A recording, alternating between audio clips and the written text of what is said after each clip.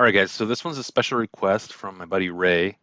Um, and if somebody who taught you how to use SOLIDWORKS, I apologize because I think that this is something that I didn't use it in industry.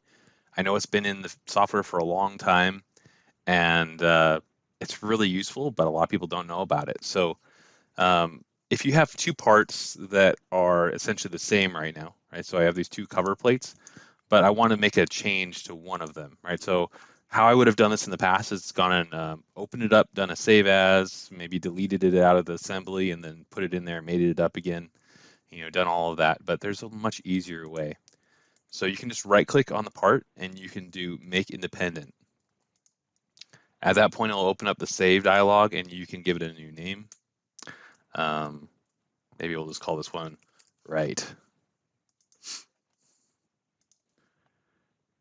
And we should see over in the tree here now that's the right part. At which point, they're completely independent. They're different parts. So we can just start making our changes and stuff to that one without affecting the original file. So hopefully this helps you guys. Have a great day.